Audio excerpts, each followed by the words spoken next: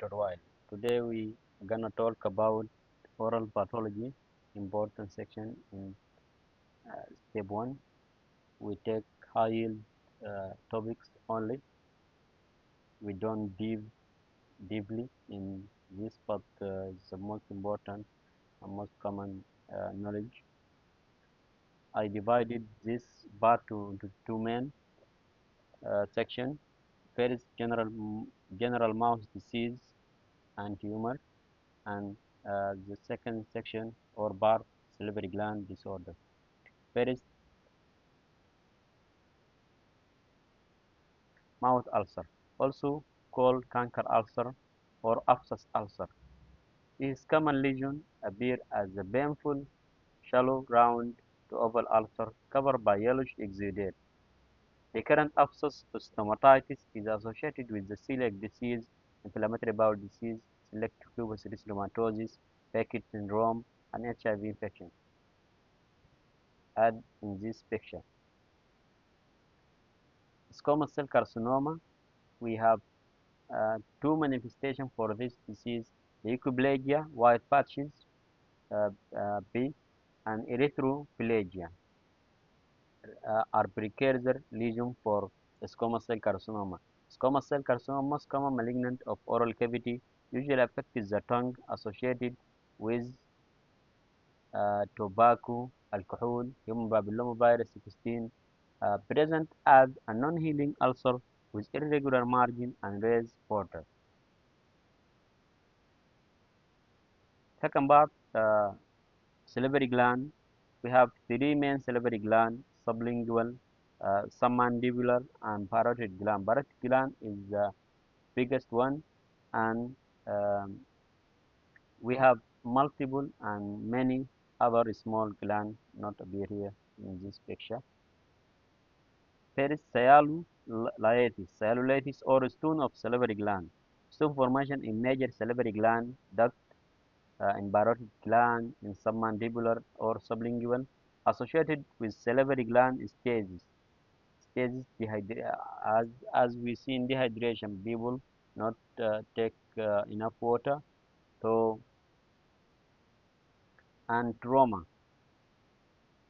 If people have trauma, my this causes cellulitis, stone in salivary gland, present as recurrent prandial pain and swelling in affected gland. As we see in this picture below, there is cellulite in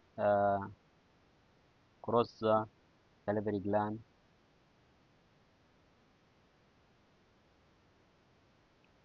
Cyalodenitis, inflammation of salivary gland due to obstruction.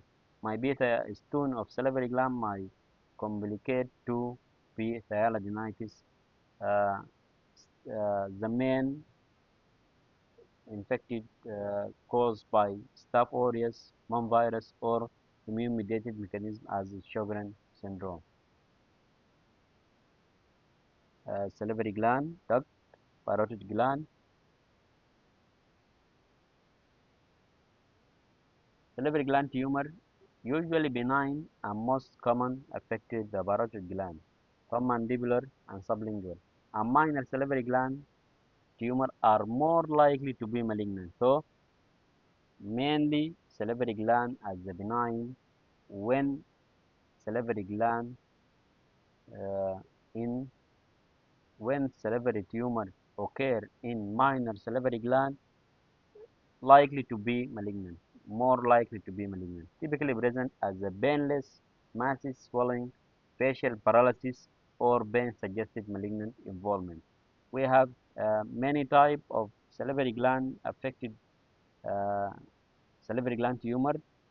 We will discuss it later.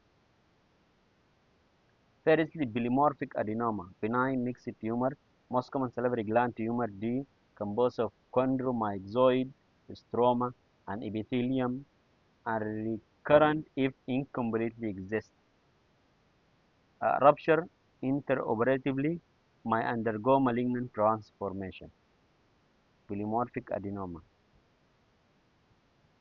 Warthin tumor, papillary cystoadenoma, lymphoma, lymphoma.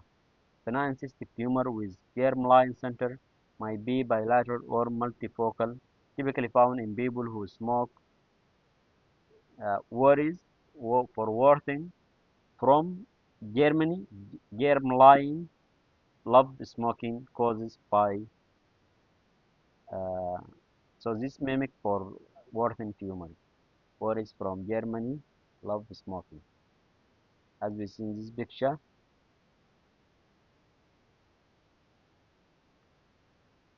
last mucoepidermoid carcinoma, most common malignant tumor, mucinous and squamous component, as we see in this picture below.